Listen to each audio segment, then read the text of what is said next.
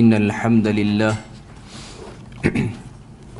نحمده ونستعينه ونستهديه ونستغفره ونعوذ بالله من شرور أنفسنا ومن سيئات أعمالنا من يهده الله فلا مضل له ومن يضلله فلا هادي له أشهد أن لا إله إلا الله وحده لا شريك له وأشهد أن محمدا عبده ورسوله يا أيها الذين آمنوا اتقوا الله وقولوا قولا سديدا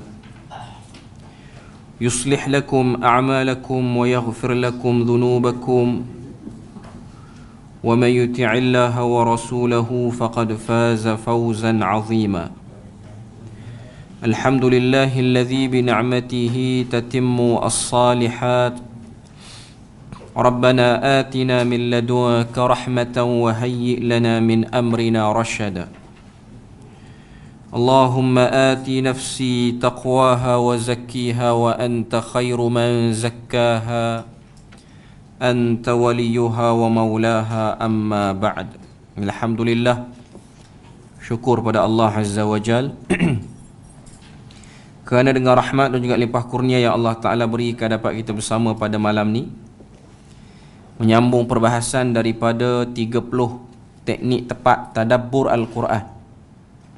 Sambungan kita pada malam ni ialah muka surat 108 di bawah teknik tepat tadabbur peringkat pertengahan, iaitu teknik yang keenam, memahami konsep mukjizat Al-Quran, yang tu pada muka surat 108. Jadi kita tengok apa yang disebutkan oleh penulis hafizahullah ta'ala. Mukjizat ialah memperlihatkan kebenaran Nabi sallallahu alaihi wasallam atas pengakuan kerasulannya dengan cara membuktikan kelemahan orang Arab dan generasi sesudahnya untuk menandingi kemukjizatan Al-Quran. Itu definisi tentang mukjizat. Ataupun definisi yang lebih mudah, perkara yang mencari adat ataupun perkara yang berlawanan dengan kebiasaan. Itu disebut dengan mukjizat. Bila mana Allah Ta'ala memberikan mukjizat pada satu-satu Nabi ataupun Rasul, maka mukjizat itu akan menjadi perkara yang paling hebat, yang akan mengalahkan kekuatan ataupun kepandaian kaum tu. Merujuk kepada Nabi SAW, musyrikin Mekah ataupun Quraisy, mereka punya kelebihan, mereka punya kepandaian ialah fasahatul lisan. Fasahatul lisan maksudnya ialah lidah yang fasih dalam menuturkan perkataan. Sebab tu kalau kita tengok bangsa selain bangsa Arab, yang maknanya bukan Arab, orang Arab akan memanggil dengan nama A'jam. Kita ni Melayu disebut dengan A'jam. A'jam dalam bahasa Arab maksudnya yang tidak fasih lidahnya. Arab itu ialah bangsa yang dia rasa dia fasih lidah. Tapi secara umumnya dari segi ilmu perkembangan bahasa, maknanya dari segi sejarah manusia ni dalam pertuturan, macam mana Allah Ta'ala menunjukkan kebesaran dia melalui percakapan. Manusia ni, antara kehebatan ciptaan manusia ni ialah manusia ni dia ada kelebihan lidahnya yang meliuk lentuk, boleh mengikut perbezaan setiap bangsa ataupun etnik. Di dunia ni ada beberapa bangsa yang dikategorikan sebagai pemilik lidah yang istimewa. Antaranya ialah Parsi, bahasa Parsi. Dan dia punya fraction, pecahan kepada Parsi itu ialah bahasa Urdu sekarang yang dipertuturkan di Pakistan, dan juga Hindi. Selain pada itu, bahasa Arab. Bahasa Arab juga termasuk daripada lidah yang hebat. Kerana apa? Kerana kekayaan perkataan itu. Perkataan-perkataan ataupun kalimah-kalimah dalam bahasa Arab ni dia luas. Sebab tu kalau kita tengok perkataan tidur dalam bahasa Arab naum tu tidur. Tapi di sana ada lebih daripada 10 perkataan yang membawa maksud tidur, tapi dengan makna yang berbeza-beza, maknanya keadaan tidur tu. Antaranya kalau kita baca dalam suratul Kahfi, wa tahsabuhum ayqadhan wa hum ruqud, Allah Taala sebut, kamu menyangka mereka itu sedar. Allah Taala cerita tentang Ashabul Kahfi, 7 orang pemuda tu dia ditidurkan oleh Allah Taala, tapi Allah Taala kata wa hum ruqud, mereka itu sebenarnya sedang tidur. Perkataan ruqud maksud dia tidur. Tapi ruqud di situ ialah tidur mati. Beza dengan naum. Naum ni ialah tidur yang masih lagi boleh sedar. Atau perkataan lain kita boleh ambil juga ialah qailulah. Qailulah ni ialah tidur sementara, sebelum daripada qubailaz zuhur, sebelum daripada masuknya waktu zuhur. Kemudian ada perkataan lain lagi, failulah, tidur selepas daripada asar. Dan macam-macam lagi lah. Maknanya nak sebutnya, bahasa ini ialah bahasa yang kaya. Dia ada banyak perkataan. Dan antara keunikan bahasa Arab ialah adanya huruf dad tu, yang tidak ada pada kebanyakan bahasa di dunia ni. Sebab tu Nabi pun dah sebut dalam hadis, ana afsahun nas bi lughatid dad, aku orang yang paling fasih dengan bahasa dad ini. Bahasa dad tu merujuk kepada bahasa Arab. Sebab kita Melayu ni pun agak sukar untuk kita menyebut huruf dad tu dengan tepat. Sebab tu dalam kata apa, dalam bab qurra.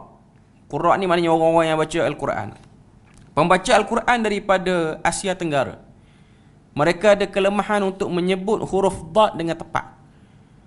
Antara qari legenda dulu, orang-orang lama dulu mesti kenal, iaitu Ismail Hashim. Itu antara orang Melayu yang hampir tepat sebutan huruf dadnya, hampir tepat. Tapi tak tepat. Tapi bacaan yang paling tepat di dunia ni, tapi orang tak kategorikan 100% tepat lah, ialah Syekh Mahmud Khalil Al-Husari daripada Mesir. Yang ni terkenal dengan bacaan-bacaan legenda lah ni. Kalau zaman-zaman, kalau tengok orang-orang dulu nak dengar bacaan Quran ni, beli kaset yang besar tu, yang ada banyak juzuk-juzuk dia tu. Dan dia ada beberapa kategori bacaan dia. Dia ada bacaan tartil, dia ada bacaan mujawwad, dia ada bacaan hada, dan dia ada bacaan yang paling perlahan untuk orang yang baru belajar Quran. Mahmud Khalil Al-Husari. Dia ni antara manusia yang Allah Ta'ala jadikan, dia punya sebutan Al-Quran adaq paling tepat. Adaqun nas, manusia yang paling tepat sebutan bacaan Al-Quran dia.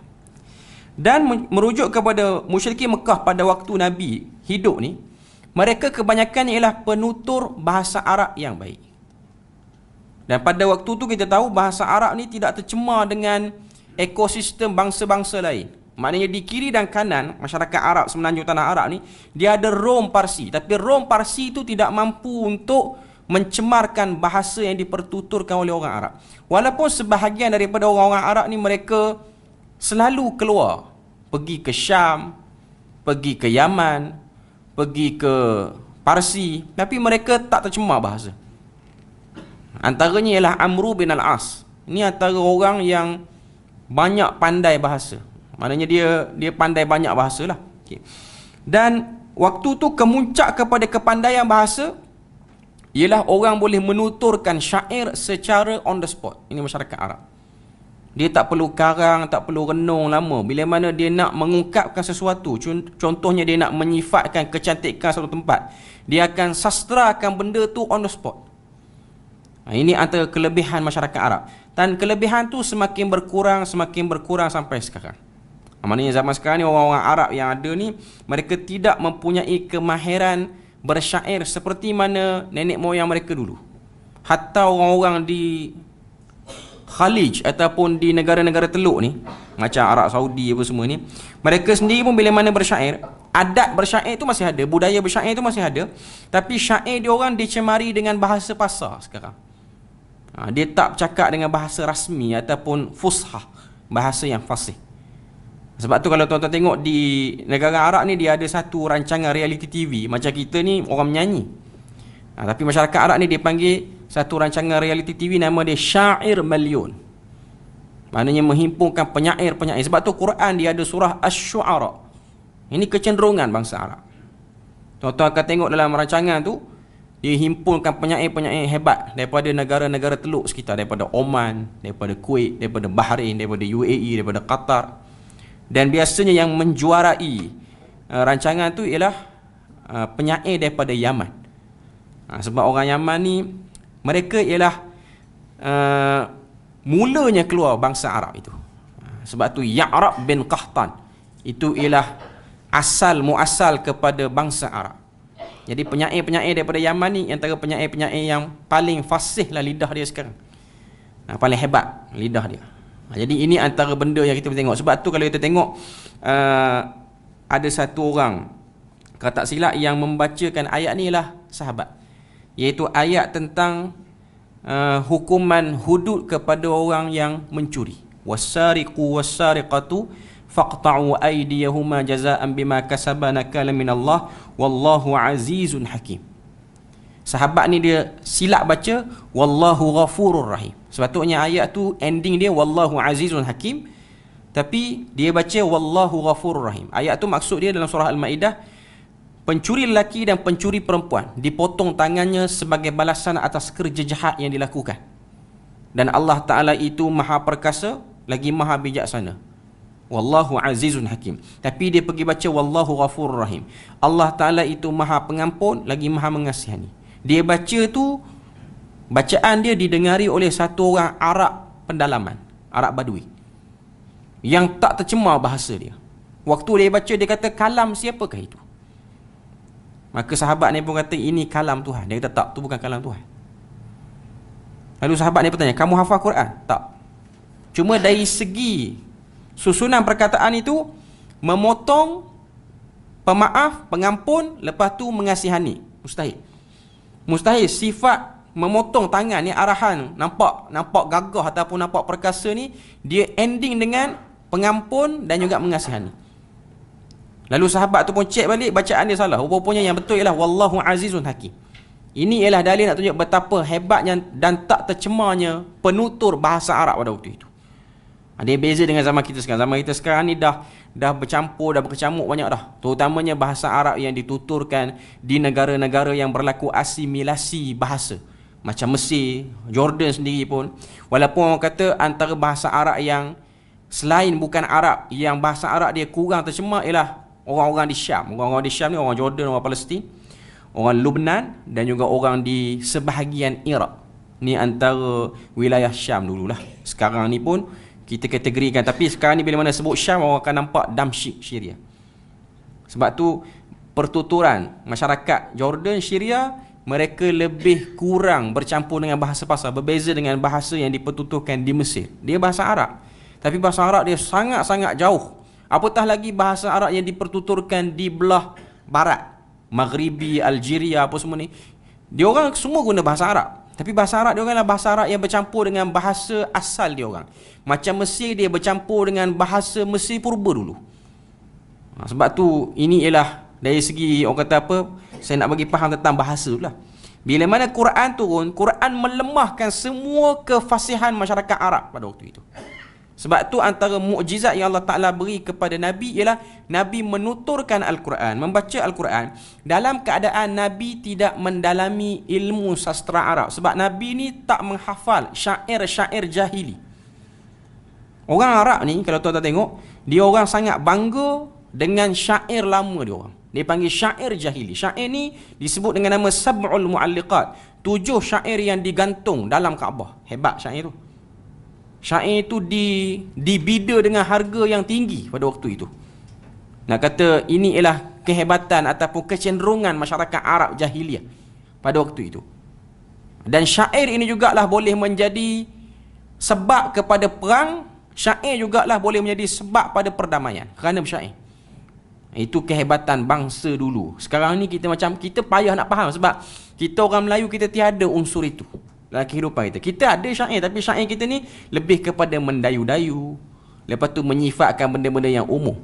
Tapi masyarakat Arab ni dia ada syair yang laras, dia laras tinggi, dia ada syair yang laras rendah, laras sedih, dan macam-macam lah.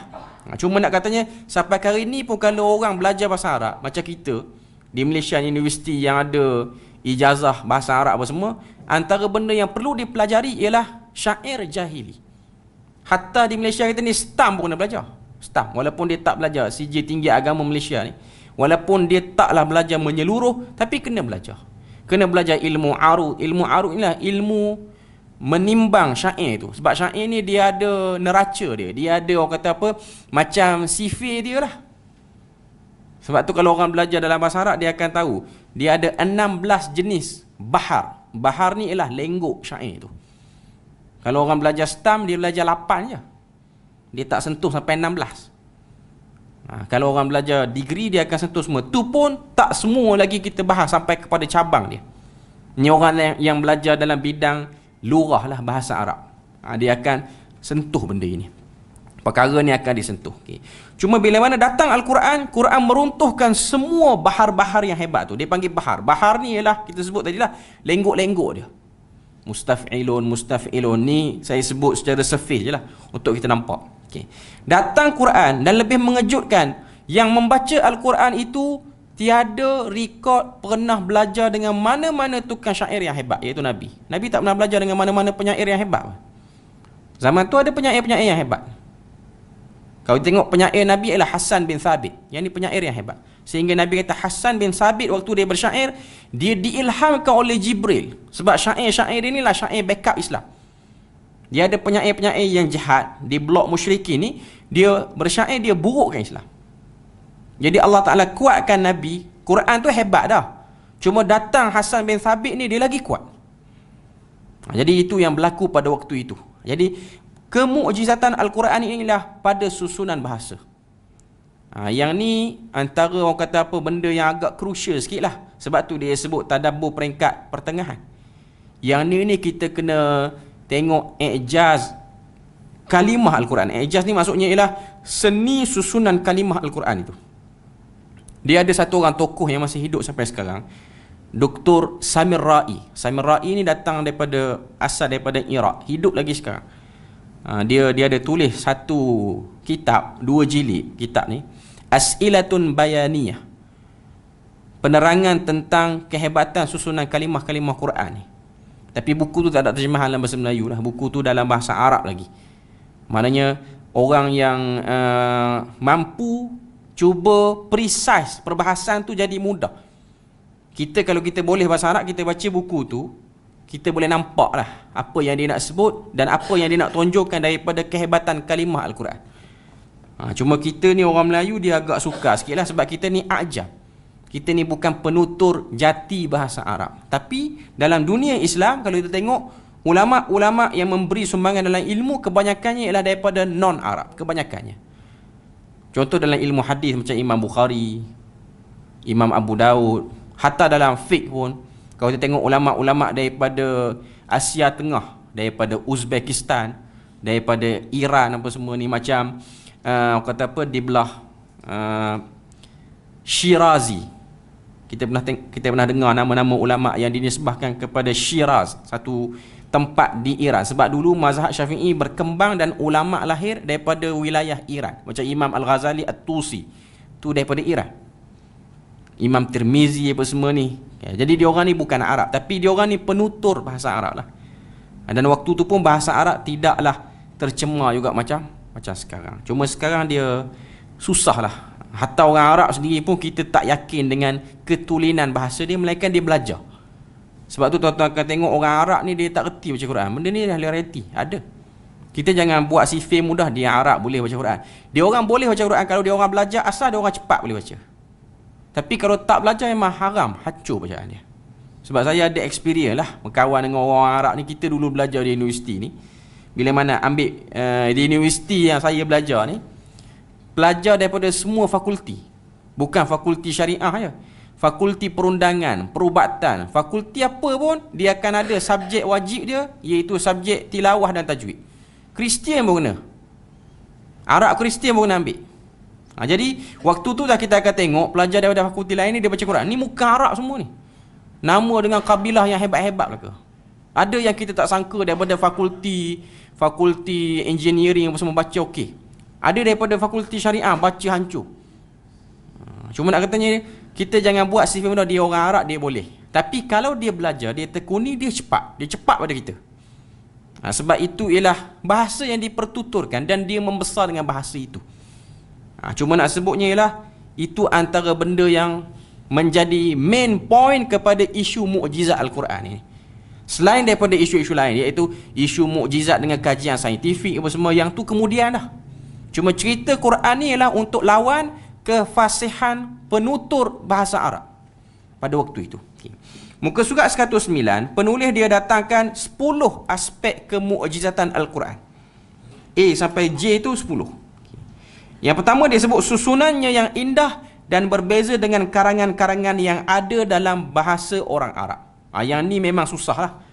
Macam kita ni kalau kelas tara kuliah macam ni, dia sukar lah untuk kita buat comparison, perbandingan tu. Kalau kita ada kelas intensif ke yang baca teks Nathar Arab, kita boleh nampak kat mana beza Quran dengan beza tulisan-tulisan karangan-karangan dalam bahasa Arab. Sangat ketara. Bahkan dalam Al-Quran ni dia ada ayat-ayat yang bersifat tahaddi. Tahaddi ni maksudnya cabaran kepada orang Arab, bawa ataupun susun ayat yang setara dengan Quran. Tak boleh susun satu surah, buat satu ayat pun jadilah. Tak boleh. Banyak dalam Al-Quran ni cabaran-cabaran orang Arab untuk buat Quran. Tak boleh. Dia orang tak mampu buat. Maknanya ini ialah satu mukjizat yang paling jelas. Yang kedua, B dia sebut adanya uslub gaya bahasa yang berbeza dengan uslub bahasa Arab. Sebab tu orang yang belajar bahasa Arab, dia tak akan dapat memahami uslubul Quraniyah secara mendalam.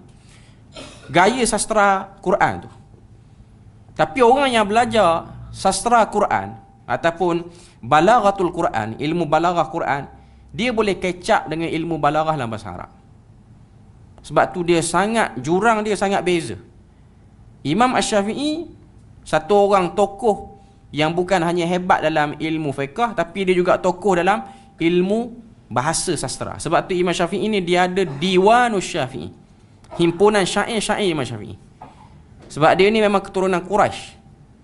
Ayah dia orang Gaza, dia memang dilahirkan di Gaza, di Palestin. Mak dia tu Quraisy. Sebab tu bila mana wafat ayah dia lahir di Gaza. Gaza yang tepat tengah kontroversi ataupun tengah perang sekarang ni lah. Mak dia pun bawa, sebab dia tak ada family lain, mak dia pun bawa pergi ke Mekah. Balik semula ke kampung, balik ke Mekah. Di situ berkembang bahasa dia. Sebab tu kita tengok masyarakat Arab sampai sekarang ni masih lagi ada budaya memberi anak disusukan kepada kabilah lain. Tujuannya ialah untuk kuatkan bahasa. Dalam sirah kita tengok bagaimana Nabi telah diletakkan di perkampungan Bani Sa'ad, disusukan oleh perempuan yang bernama Halimatus Sa'diyah. Ni Bani Sa'ad. Tujuan dia apa? Tujuan untuk jadikan budak ni membesar dan mendengar. Sebab Bani Sa'ad ni ialah penutur bahasa Arab yang sangat tulen. Bahasa dia hebat. Dia beza dengan kita orang Melayu ataupun kita orang kebanyakan ni. Anak kecil, kita tak ajar dia bahasa yang kuat. Bahkan lebih ajaib lagi, anak kecil yang nak membesar tu, daripada umur setahun nak pergi 7 tahun, ayah dia jadi pelat lebih pada anak dia. Patutnya dia kena ajar anak dia tu bahasa yang kuat. Sebab tu Arab saya tengok yang ada anak-anak kecil ni, dia tak pernah pelatkan lidah dia untuk bergaul dengan anak dia. Dia tak akan guna bahasa yang pelat. Dia sebut dengan bahasa yang fasih. Sebab tu tuan-tuan tengok budak-budak Arab ni bila mana dia bercakap, kita tengok dia ada kefasihan. Sebab dia membesar dengan budaya tu. Pertama, dia menyusu luar daripada family dia. Ini untuk membina dia punya keberanian berinteraksi dengan orang lain. Bila mana duduk dengan orang lain ni, dia akan lebih extrovert lah istilah kita. Dia kurang introvert. Dia kurang rasa duduk dalam komuniti dia saja. Budaya tu masih ada. Budaya seperti ni masih ada di kalangan masyarakat Arab Khalij sahaja, bukan Arab Syam. Arab Khalij ni ialah Arab yang duduk di semenanjung tanah Arab tu lah. Arab Saudi sekarang. Arab Khalij ni yang paling besarnya ialah Arab Saudi lah. Cuma nak sebutnya ialah itu antara benda yang ada dalam budaya masyarakat Arab. Okay. Dan mereka akan adanya uslub-uslub. Uslub ni saya nak terjemah dalam bahasa Melayu macam mana? Sebab kita tata bahasa Melayu tak ada benda ni. Gaya bercakap, gaya untuk bercakap ataupun menyampaikan sesuatu, hasrat ke, nak dialog dengan orang ke, dalam bahasa Arab ni dia ada uslub dia. Kalau orang belajar bahasa Arab untuk sekolah menengah ni, sekolah-sekolah yang ada bahasa Arab lah, bila mana sampai pada part buat karangan bahasa Arab, saya ingat zaman belajar dulu, antara benda yang ditekankan dalam soalan, sama ada zaman tu PMR ada lagi. Sekarang ni tak ada dah. SPM lah paling yang kita boleh ambil contoh kot. Dalam buat karangan bahasa Arab tu, yang dipentingkan oleh pemeriksa ialah uslub, cara tulis karangan tu. Sebab dia ada beza-beza. Sebab tu orang Arab ni dia ada benda-benda yang sukar untuk kita faham dalam bahasa kita, sebab ianya ada pada bahasa dia orang saja. Contoh anwa'ul khutab, jenis-jenis khutbah. Kita faham bahasa Melayu khutbah Jumaat. Dia ada khutbah yang berbeza-beza. Sebab tu antara khutbah yang diucapkan oleh pemimpin-pemimpin Arab pada zaman dulu, kalau ada apa-apa isu, dia orang akan guna khutbatul batra. Ini dia orang guna, dia macam ada satu model, macam ada satu silibus dia orang. Kalau nak cakap tentang bab-bab ekonomi, pembentukan negara, guna teks jenis ni. Ni dia panggil, dia macam, dia punya, orang kata apa, rangka dia lah. Dan dia tak ubah. Kelebihan bahasa Arab ni, nahu dia tak berubah daripada zaman dulu sampai sekarang. Kekurangan bahasa Melayu ni, bila mana ada penggubalan tata bahasa, berubah pula tata bahasa dia. Sebab kita yang jaga Dewan Bahasa Pustaka lah. Ada tahun imbuhan ni boleh guna, ada tahun imbuhan ni tak boleh guna pula. Tapi kita orang Melayu, kita cakap lah bagi orang faham je, kita tak peduli pun. Cuma dalam penulisan tu dia ada lah. Cuma bagi masyarakat Arab ni, dia satu statik, tak berubah. Itu antara keunikan lah. Sebab tu kalau orang yang ambil bahagian bahasa, dia akan jadi macam fokus dia, orang-orang yang belajar bahasa Arab ni, orang yang memang belajar sampai PhD apa semualah, yang kalau zaman kita ni lah.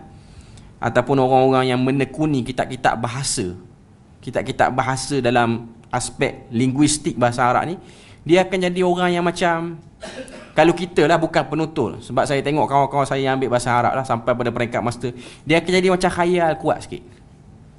Bukan khayal kerana terpengaruh dengan dadah apa, cuma dia macam, keunikan bahasa tu menyebabkan dia jadi macam duk saja-saja, dia duk ulang syair Arab apa semua. Quran tak ulang pun, tapi duk ulang syair Arab. Itu pun masalah. Cuma nak katanya ini ialah dia panggil side negatif bila mana banyak sangat fokus pada bahasa tu. Cuma orang yang terbabit dengan ilmu qiraat, dia akan boleh attach dengan uslub Quran ni. Sebab kalau kita belajar qiraat yang 14 tu, kita akan nampak keunikan bahasa Arab. Yang ketiga, dia sebut sifat keagungan Al-Quran yang tidak memungkinkan seseorang untuk mendatangkan yang serupa dengannya. Bila mana kita teliti Al-Quran, kita akan nampak keunikan Quran. Celah mana pun kita akan jumpa. Kalau kita tengok, banyaklah contoh dalam Al-Quran. Menggugurkan huruf nun yang mati, ada sebabnya tersendiri. Bahkan kalau kita tengok dari segi uslub Quran ni, dia sampai pada tahap, kalau di Malaysia ni tak ada kajian ni. Kajian ni tak secara terbuka. Kalau ada pun, satu universiti di Malaysia yang ada macam Jabatan I'jazul Quran di UPM, Universiti Putra Malaysia. Yang ni ada. UIA pun tak ada. I'jaz ni dia attach bawah syariah lah biasa, ataupun fakulti pengajian Islam macam tu. Cuma di UPM ni dia ada satu jabatan, nama dia Jabatan I'jazul Quran. Yang ni ada. Kalau di negara Arab ni dia dah berkembang lah.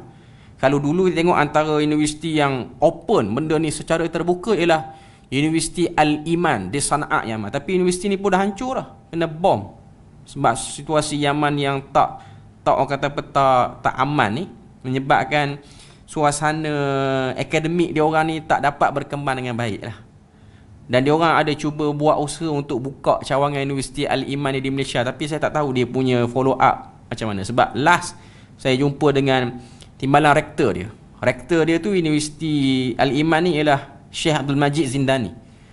Ni antara ulama besar di Yaman lah. Dan dia ada beberapa orang-orang kanan dia. Mereka semua ni diburu oleh Syiah di Yaman. Dia orang tak berada di Yaman lah. Dia orang kata apa, merantau. Ada duduk di Turki, ada duduk di Malaysia, ada duduk di setengah-setengah tempat. Dan adalah orang Malaysia kita yang belajar sana, tapi nak katanya universiti tu antara universiti yang banyak. Dia dah start pada sekitar akhir 90-an lagi dah ada benda ni. Di Malaysia ni tak ada. Di Malaysia ni dia tidak ada lagi benda-benda seperti ni. Dia tak terbuka secara luas lagi. Okay. Jadi nak sebutnya ialah sifat keagungan Al-Quran yang tidak memungkinkan seseorang pun untuk mendatangkan yang serupa dengannya. antara aspek yang menarik yang saya sempat baca lah dan kita rasa takjub lah, ialah dengung dan tak dengung tu dia ada kajian khusus. Kenapa ayat ni gunnah tu ada? Bahkan kenapa tanwin ini dia tak dengung, tanwin ni kena dengung. Di negara Arab dia dah pergi kajian sampai tahap tu lah. Terutamanya Universiti Islam Madinah apa semua ni. Dan yang duk buat ni ialah kebanyakannya student daripada bukan penutur Arab lah. Ada satu tesis master daripada Universiti Islam Madinah, ditulis oleh satu orang student daripada Pakistan. Tajuk dia, kesan hukum tajwid terhadap aplikasi akidah. Hukum tajwid tu, ni hukum nun mati, mim mati ni dengan akidah. Dia fokus ayat-ayat tu. Yang ni menarik. Saya tak baca habis lagi lah, cuma nak katanya dia menarik. Antara nak nampak ma'iyatullah, kebersamaan Allah dengan hambanya melalui ayat-ayat yang tak ada dengung, ayat-ayat yang berhukum izhar halki ni, huruf-huruf yang tidak didengungkan. Maknanya saya rasa macam benda tu menarik. Di Malaysia kita dia tak buka lah. Kita ni lebih kurang pada tafsir, dan kita sekarang ni dia lebih kepada tadabbur, tapi kita tak pergi lagi tadabbur pun, kita tak pergi lagi aspek tu. Yang keempat, bentuk undang-undang di dalamnya sangat terperinci dan sempurna melebihi undang-undang buatan manusia. Ini antara aspek yang ada dalam I'jazul Quran. Undang-undang munakahat, undang-undang jenayah. Macam mana nak selesaikan masalah rumah tangga, macam mana nak selesaikan masalah pentadbiran, undang-undang dia, kafarah dia apa semua. Kalau buat perbandingan dengan hukmul wad'i ni undang-undang yang digubal oleh manusia, sangat banyak kelompongan. Antara yang kita boleh tengok, Allah Ta'ala sebut di sebalik hukum qisas itu ada kehidupan. Walakum fil qisasi hayatu ya ulil albab la'allakum tattaqun. Tuhan kata dalam surah Baqarah, pada hukum qisas ada kehidupan. Zahir mata kita nampak, bila mana hukum qisas dijalankan, akan ada orang mati satu dan akan ada orang hidup. Tapi Tuhan kata akan ada kehidupan di situ. Yang ni saya pun tak boleh nak catch up dalam syarah-syarah tafsir.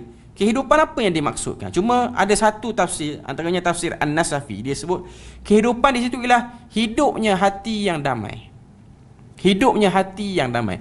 Bila mana hukum qisas dijatuhkan, contoh berlaku bunuh, kes bunuh, hukum yang diambil dalam hudud ialah qisas, bunuh balik. Waktu nak bunuh balik ni dia ada beberapa stage dia lah. Dia tak semudah jatuh hukumnya terus bunuh. Family diberi pilihan. Kalau tuan-tuan biasa tengoklah video-video Arab apa semua ni, bila mana satu-satu dia punya mahkamah syariah dia, sebab di negara Arab ni mahkamah satu nama lah, syariah. Dia tak ada sivil, tak sivil. Terutamanya Arab Saudi ni tak ada dah isu tu. Bila mana jatuh saja hukuman qisas, ada kes pembunuhan apa semua, keluarga tu dia akan diberi pilihan untuk menerima diat ke, untuk memaafkan ke. Kalau tuan-tuan tengok dia punya prosedur tu, sebab kita tak diredahkan benda ni, dan polisi Arab Saudi ni pun dia tak berapa open benda ni, sebab dia risau Barat menafsirkan benda tu dengan salah. Sebab Barat ni dia tunggu point dia, maka dia akan nampakkan benda tu macam teruk, buruk apa semua. Sebab tu antara keburukan sikap Barat ni, dia gambarkan Islam, dia ambil sampel daripada Syiah, pukul badan. Lalu orang yang masih lagi blur tentang Islam, dia pukul rata semua orang Islam macam tu. Tak pun. Tapi dia bawa tasawur, dia bawa gambaran orang Islam macam tu. Jadi Saudi dia agak tertutup sikit bab ni. Dia tak buka. Sebab tu kalau kita pergi di Masjid Qisas di Jeddah tu, Masjid Qisas ni duduk di Jeddah, bila mana ada hukuman qisas dijalankan, dia memang tutup semua media ni. Tak dibenarkan apa-apa rakaman pun. Dia macam ada satu device yang boleh batalkan kamera kita, yang boleh batalkan frekuensi semua. Tak akan boleh dirakam. Dia tempat qisas tu dia tempat parking kereta je sebenarnya. Tempat parking kereta, bila mana ada hukuman qisas dia akan kosongkan tempat tu lah. Masjid Qisas dia panggil di Jeddah ni. Dia keluar sikit je daripada border Tanah Haram. Cuma biasanya kita tak akan nampak rakaman dibuat, tak akan nampak. Pengalaman saya pergi buat umrah tahun 2012. Masa tu awal 20-an lagi. Pergi umrah dan naik bas daripada Jordan. Kebetulan kita pergi ke Jeddah tu ada iklan hukuman qisas. Ada kes pembunuhan yang family dia nak kisah, family dia tak nak diat dan tak nak berikan ampunan. Okay. Waktu kita sampai tu, bas pelancong ni memang kena parking yang sangat jauh. Cuma kita waktu tu muda, kita umur awal 20-an. Jadi kita ni sangguplah berjalan lebih kurang dalam 5 km ke 7 km macam tu lah. Sebab dah berasak-asak orang nak tengok kisah ni. Ambulans yang datang, saya duk kira-kira waktu tu lebih pada 25 buah. Yang nak kena kisah seorang je. Sebab apa ambulans tu banyak? Sebab nanti bila mana kepala tu jatuh atas tanah, yang akan pengsan lebih pada separuh penonton. Separuh penonton akan pengsan. Jadi ambulans tu ialah function dia untuk angkut yang pengsan tu, bukan angkut yang putus kepala tu. Putus kepala tu dah settle dah. Cuma dia ada macam izzah, macam satu kemuliaan, orang jadi seriau lain macam tengok.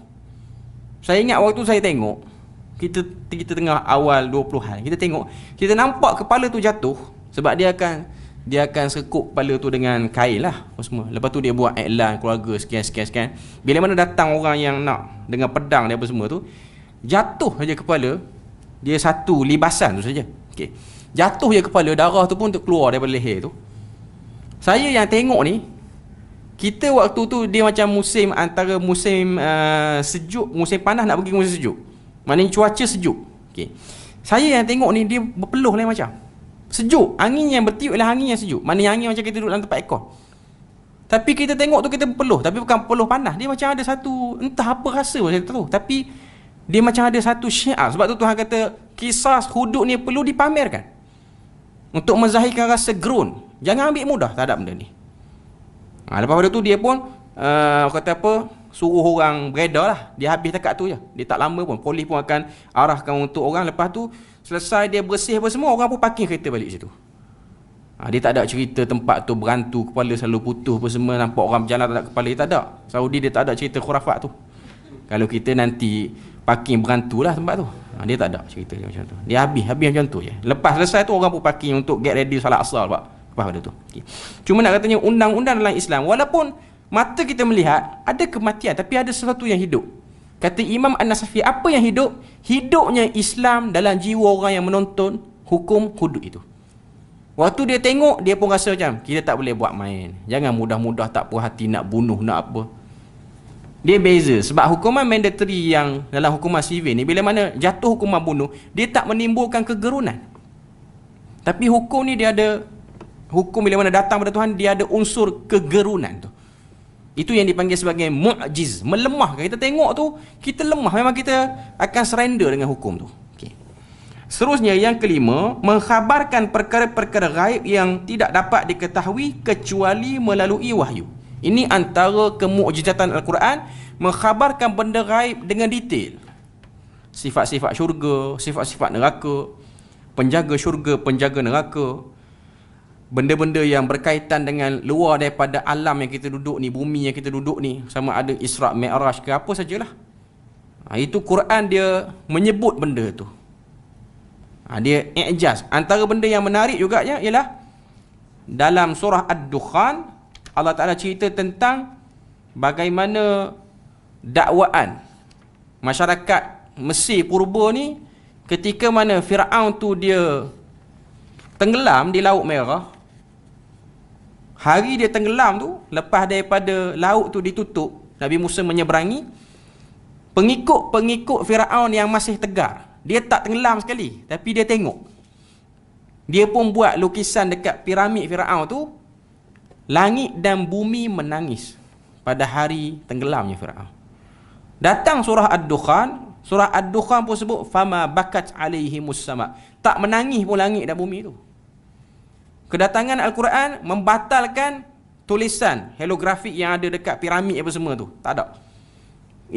Bahkan langit dan bumi gembira dengan matinya orang ni. Sebab memang orang mati ni dia ada dua. Pertama, dia berehat. Yang kedua, dia merehatkan orang. Jadi kematian Fir'aun merehatkan penduduk bumi. Dia beza dengan matinya Nabi Rasul yang berehat Nabi dan Rasul itu. Orang akan sedih sebab orang-orang yang saleh ni dah mati. Jadi dia orang ni masih lagi dalam mata duk tengok Firaun mati tenggelam. Sebab Firaun mati tenggelam, dalam riwayat sebut dia tenggelam pada paras air yang kalau orang pandai berenang boleh berenang lagi. Tapi Allah Ta'ala nak hina Fir'aun ni, dia mati, tenggelam, dan dalam kerongkong dia ni ada pasir. Maknanya dia mati di tempat yang cetek. Dia tak mati di tempat yang dalam. Maknanya satu benda yang menghinakan adalah hidup dunia dulu. Waktu hidup ni mengaku Tuhan lah macam-macam. Kata gagah lah, kata sungai mengalir bawah kaki dia lah. Macam-macam Quran sebut. Jenayah-jenayah Fir'aun. Antara benda yang menyebabkan Fir'aun ni seronok, dia rasa dia Tuhan, ialah riwayat menyebutkan Fir'aun ni dia tak pernah sakit. Tak pernah sakit. Demam pun tak pernah. Sebab tu para sahabat dia risau. Kalau Tuhan tak uji sakit walaupun demam lah setahun. Jadi kita jangan menabik dada. Saya Alhamdulillah sihat. 2 tahun dah tak demam. Jaga-jaga. Takut berkawan dengan Fir'aun nanti. Cuma nak katanya itu ialah benda yang, sebab tu ada sahabat dia minta kepada Tuhan, ya Allah jadikanlah aku ni demam. Sebab tu ada satu orang sahabat, kalau tak silap Sa'ad bin Mu'az ataupun adalah sahabat, dia ni risau benda tu. Dia minta kepada Tuhan supaya jadikan dia ni ada sakit sikit. Jadi dia ni Allah Ta'ala beri pada dia ni badan yang high temperature, macam demam. Pergi perang pun demam. Tapi taklah perang lah keadaan lemah. Tapi dia nak supaya ada ujian. Sebab tu kita ni kalau hidup ni smooth sangat ni, kita kena risau juga. Sebab sifat orang beriman itu dia akan ada ujian walaupun sikit. Sebab dalam surah Al-Ankabut Tuhan sebut ahasiban nasu an yutraku an yaqulu amanna wa hum la yuftanun. Apakah mereka menyangka mereka akan dibiarkan selepas mengatakan kami beriman dalam keadaan tidak diuji? Kena uji. Sikit pun kena uji. Cuma ujian yang diberi kepada orang beriman ni sifatnya boleh ditanggung lah, boleh dihadapi, dia ada kekuatan. Okay. Jadi nak sebut kepada kita bahawasanya ini ialah elemen-elemen yang ada dalam Al-Quran. Dia bawa benda-benda gaib. Okay. Yang keenam, huraiannya tidak bertentangan dengan pengetahuan umum yang dipastikan kebenarannya. Bila mana Al-Quran mendetailkan sesuatu, mendetailkan tentang alam semula jadi apa semua, mendetailkan tentang buah-buahan ke, binatang ke, haiwan ke apa semua, dia tak akan clash dengan fakta yang dikaji luar daripada elemen Quran itu. Maknanya dia kaji dari segi ilmu sains ke ataupun ilmu geografi ke. Antara benda yang kita boleh tengok ialah fakta tidak bercampurnya air laut di pertemuan dua laut. Yang ni memang fakta. Maknanya orang yang tak pernah tahu tentang Quran pun, bila mana dia pergi kepada bab ni, dia akui memang ada laut yang tak bercampur. Buat macam mana pun tak bercampur. Quran cerita lebih. Sedangkan Nabi ni dia duduk di lembah Mekah yang jauh pada laut. Bukan Nabi ni orang biasa belayar. Nabi bukan orang yang biasa belayar. Okay.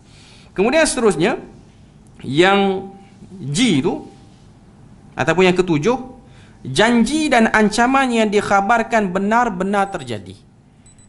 Iaitu benda-benda yang bersifat kemusnahan umat yang lampau. Bila mana Quran mention, benda tu reality.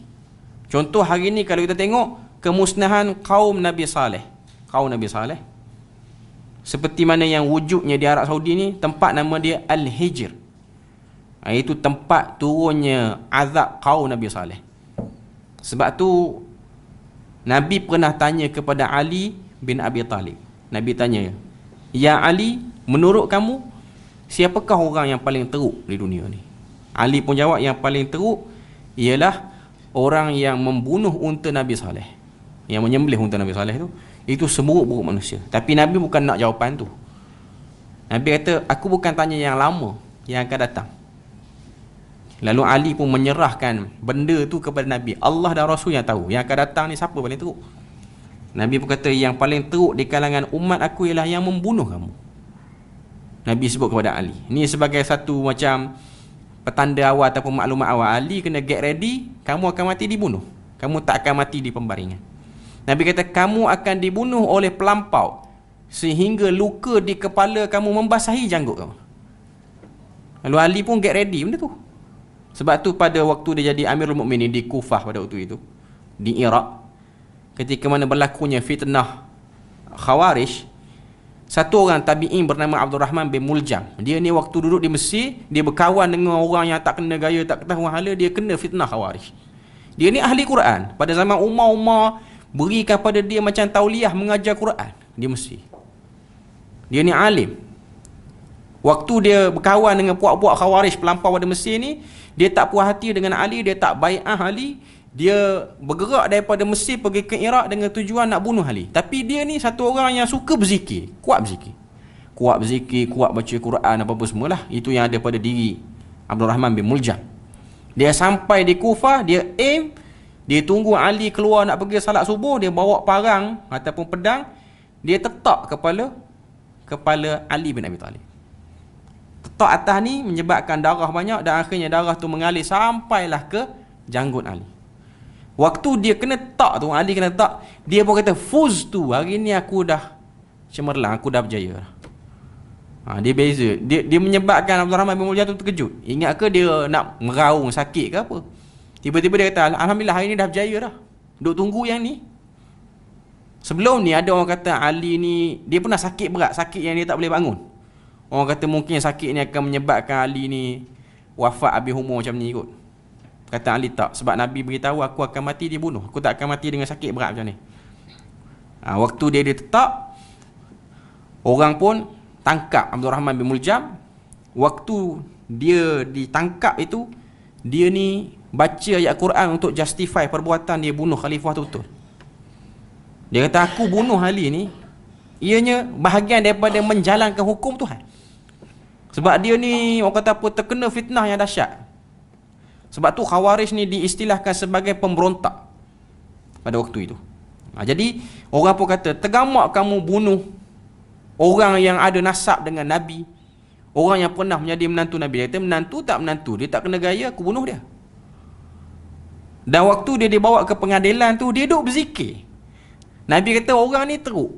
Apa yang kita boleh faham daripada cerita tu ataupun hadis tu, ialah keburukan ataupun benda-benda jahat ni, orang yang dah beramal pun tak selamat. Bukanlah hadis nak beritahu kurangkan berzikir, tak payah baca Quran banyak, bukan. Nak katanya orang yang dah baca Quran banyak pun tak selamat. Apatah lagi orang yang tak baca langsung. Apatah lagi yang tak berzikir langsung. Kalau yang baca Quran, yang berzikir pun dikategorikan sebagai seburuk manusia oleh Nabi, yang tak buat lagi dahsyat daripada tu. Jadi ia peringatan pada kita, supaya kita ni sentiasa minta pada Tuhan. Sebab tu Nabi pernah ajar kepada Ali bin Abi Talib doa ringkas, supaya minta kita ni fokus dan dapat hidayah. Allahumma hdini wasaddidni. Ringkas ya doa tu. Nabi ajar kepada Ali, selalulah berdoa dengan doa ini, Allahumma hdini wasaddidni. Itu riwayat yang paling ringkas. Ya Allah, beri hidayah kepadaku dan fokuskan aku. Jangan jadikan aku ni dah datang kuliah dah belajar Quran dah, tapi tak fokus, akhirnya gelong ke lain. Itu penting. Saddid ni maknanya on track. Allahumma hdini wasaddidni. Mudah je doa tu, pendek je Nabi bagi. Yang ke-8, apa nama ni, yang dia sebut H tu, mengandungi ilmu-ilmu pengetahuan. Memang tak dapat dinafikan, orang yang banyak baca Quran, dia akan tengok bagaimana Al-Quran membuka surface ilmu pada dia. Sebab dalam Al-Quran Allah Ta'ala sebut, wattaqullah wa yu'allimukumullah. Bertakwa kamu pada Allah, Allah Ta'ala mengajarkan kepada kamu. Sebab tu Imam Ahmad bin Hanbal, dia kata, kullama tasaffahtu bil Quran, setiap kali aku belek-belek Quran ni, aku akan nampak sempadan-sempadan yang aku sangkut dalam ilmu ni dibuka. Tuan-tuan try lah, apa nama ni, baca Quran banyak. Ni kita nak masuk bulan Ramadan ni, kita kena ada preparation ke arah tu. Tuan-tuan akan nampak Tuhan akan buka ilmu yang kita tak faham, ayat-ayat Quran yang sebelum kita baca kita tak faham. Cara dia nak buka kefahaman ialah kita kena baca kerap. Selain pada tengok terjemahan tu lah, tapi baca kerap. Ada satu orang Sudan yang duduk di satu masjid di Arab Saudi. Ada satu video, saya tengok video yang di-share oleh satu orang influencer di Arab Saudi lah. Dia orang Sudan, daripada pakaian pun kita tengok jubah dia, style ni orang Sudan. Dia bekerja di Arab Saudi sebagai kerja biasa je lah, kerja cleaner ke ataupun kerja-kerja yang bukan high officer, bukan. Bila mana dah sampai umur 40, dia berhenti. Dia pencen lah. Walaupun kerja macam tu tak ada lah imbuhan yang besar, tapi dia melazimi masjid, dia berkhidmat pada masjid. Orang share tu sebab dia ni selalu ada di masjid dan dia khatam Al-Quran setiap 3 hari. 3 hari khatam sekali. 3 hari khatam sekali. Orang tanya dia, daripada umur berapa? Sekarang ni umur dia dah 78. Dia kata daripada umur 40. Daripada dia start pencen, dia orang Arab ni dia ada budaya pencen awal. Kita ni 50 lah. Dia orang awal sikit. Saya jumpa banyak pensyarah-pensyarah yang tua-tua ni, yang banyak duduk masjid ni, biasanya dah pencen umur 40. Mungkin dia orang dah ada. Dia orang ni orang Arab, lebihnya dia orang ada sifat takaful dalam kabilah dia orang. Kita ni sebab apa yang jadi pencen lambat? Sebab tak ada adik-beradik nak bantu, kau tak cukup duit. Dia orang Arab ni, dia orang ada harta kabilah dia panggil. Tak cukup duit, pergi kepada ketua kabilah. Ketua kabilah akan bantu. Sebab tapi kesan buruk dia, sistem kabilah ni buat jahat pun bayar pakai kabel duit kabilah juga. Yang tu problem dia. Sebab ada satu kes, rumah sewa saya duduk di Jordan dulu. Bergaduh adik-beradik, abang dengan adik ni. Adik tak puas hati, dia ajak kawan tu, dia macam memperdayakan abang dia. Abang dia ni bagus. Abang dia ni satu orang yang lazimi masjid apa semua. Dan dia ada isu keretakan dia tu bila mana adik dia ni suka minta duit sewa rambang, tak ikut jadual. Termasuklah rumah orang Melayu pun yang sewa dekat rumah dia pun, dia sebulan sampai 2 kali minta. Dia dah ada cikit darah, jadi tak puas hati. Jadi abang dia dah pesan kat kita orang, kalau adik aku minta jangan bagi. Ayah dia pun pesan. Jadi dia ada pergaduhan. Kita pun dengar lah dia bergaduh, sebab rumah tu duduk atas je pun. Dengar dia bergaduh. Seminggu lepas pada tu, dia perdaya abang dia pergi berjalan mana, sampai dekat satu kawasan lapang di Jordan, nama dia Zarqa.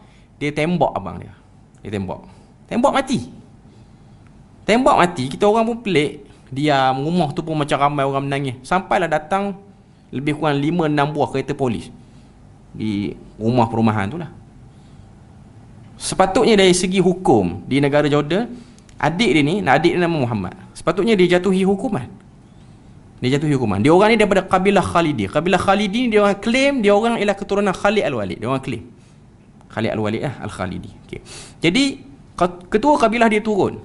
Dia orang ni ada perkampungan, nama dia Kampung Al-Khalidiyah. Family dia semua, kekayaan semua, ladang gandum pun semua, kambing semua duduk di situ. Dengan sebab ketua kabilah dia ni tak nak Muhammad yang bunuh abang dia tu masuk jail. Entah berapa dia suap tak tahulah kepada hakim di sana.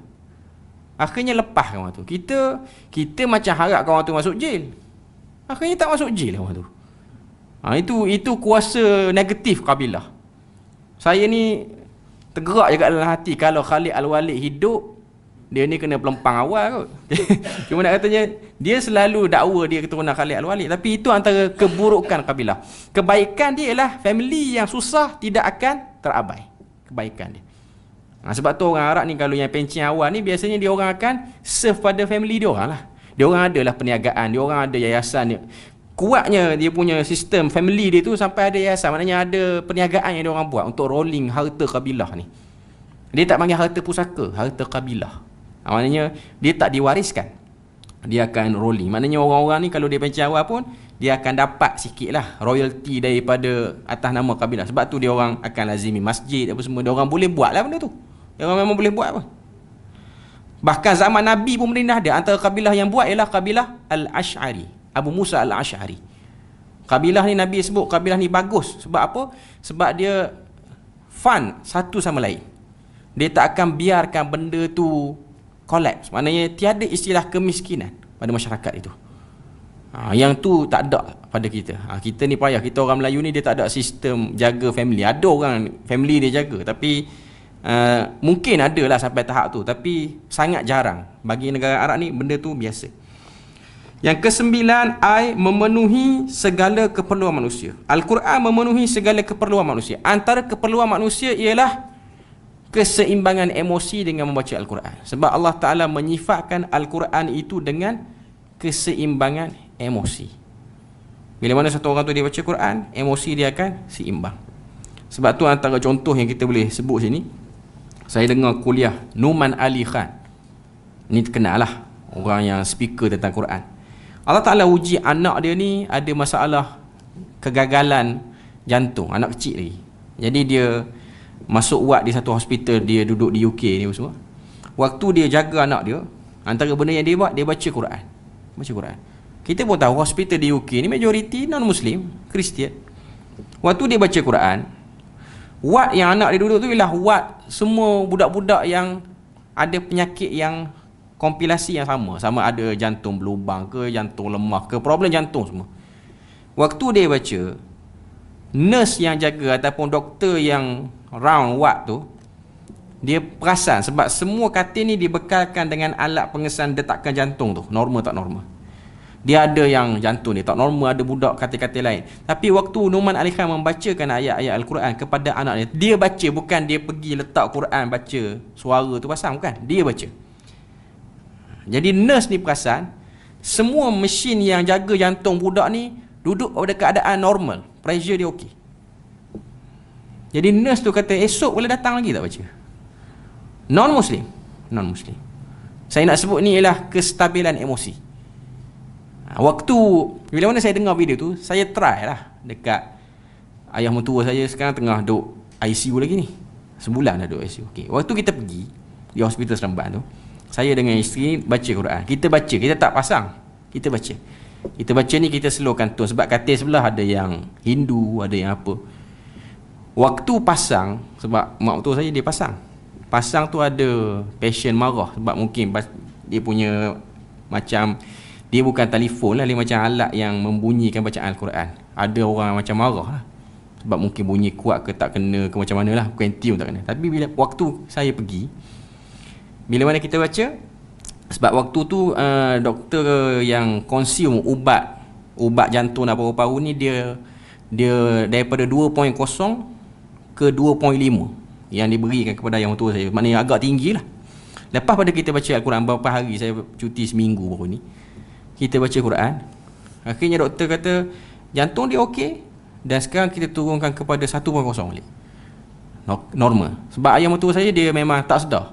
Sekarang ni dia buat dalam keadaan tak sedar. Dia tak boleh respon apa pun. Dia dengar saja. Cuma saya perasan waktu kita baca Quran tu, kerdipan mata dia ada respon. Lepas tu dia macam ada respon positif lah. Ada respon positif. Sebab kita kena akur.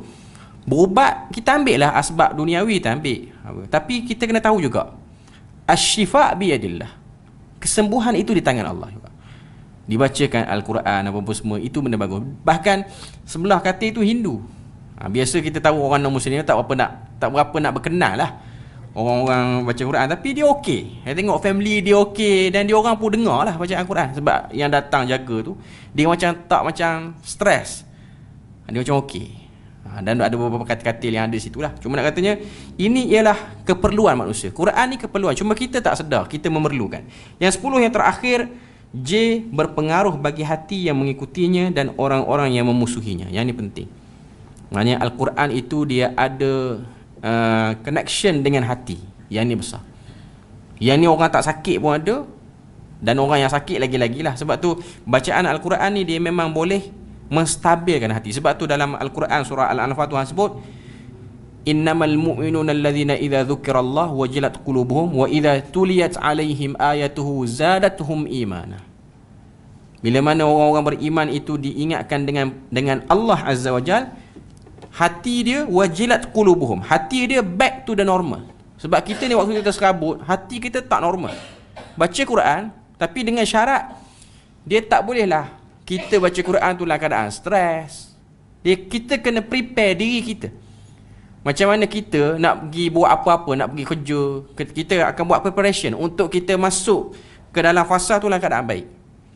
Ada orang dia kira ambil mudah je. Kadang-kadang tempat tak bersih, dia pun tak berapa bersih apa semua, akhirnya dia baca je Quran. Quran tak akan memberi apa-apa efek pada keadaan macam ni. Jadi kita kena beri sikit effort untuk buang segala distraction untuk kita berinteraksi dengan Quran tu.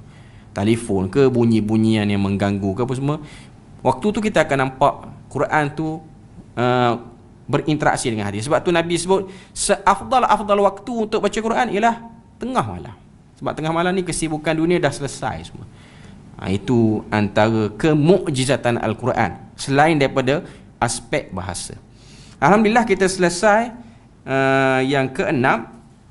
InsyaAllah kali yang akan datang ni lepas Ramadan lah, kita akan sambung yang ke-7 tu, muka surat 109, memahami konsep qasas ataupun cerita-cerita dalam Al-Quran. Kita berpada situ je untuk malam ni. Moga Allah Ta'ala beri rahmat dan berkat. Subhanakallahumma wa bihamdik, asyhadu an la ilaha illa anta wa astaghfiruka wa atubu ilaik. Wassalamualaikum warahmatullahi wabarakatuh.